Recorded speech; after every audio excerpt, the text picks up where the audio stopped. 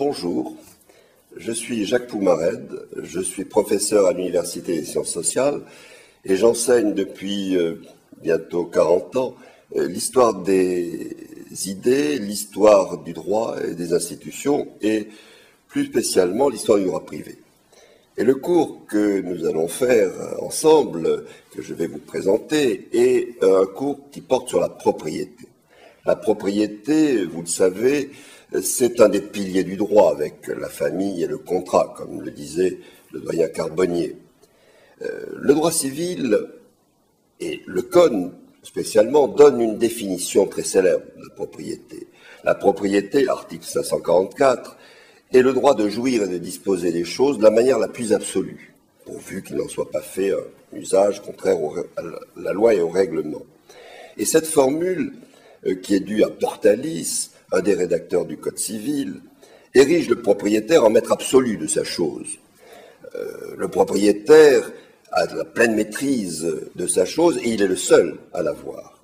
Cette vision exclusiviste de la propriété est en réalité le produit de l'histoire.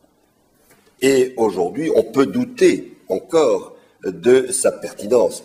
Est-ce que le maître est absolument le propriétaire de sa chose lorsque les règlements d'urbanisme, par exemple, viennent limiter son pouvoir, ou est-ce que le propriétaire d'un appartement n'a pas à tenir compte des droits du bailleur? Donc la propriété, telle qu'elle est définie par le Code, est en réalité la propriété bourgeoise du XIXe siècle, celle du Code qui est liée à l'expansion de l'époque capitaliste. Je pense qu'il est intéressant de revoir dans une longue durée l'histoire de cette propriété. Et c'est pour ça que je propose dans une première partie de faire une histoire politique de la propriété, qui nous conduira depuis un temps ancien, depuis l'Antiquité jusqu'à nos jours, et nous verrons les changements, les évolutions des idées en matière de propriété.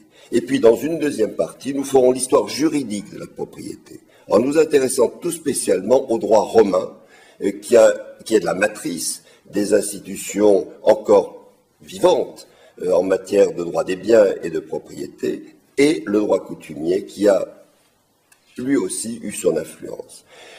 Voilà ces deux parties. Je vous souhaite bon courage et je suis à votre disposition et nous conduirons ensemble ce cours par le biais du forum et des moyens qui vous sont fournis dans le cadre de ce cours.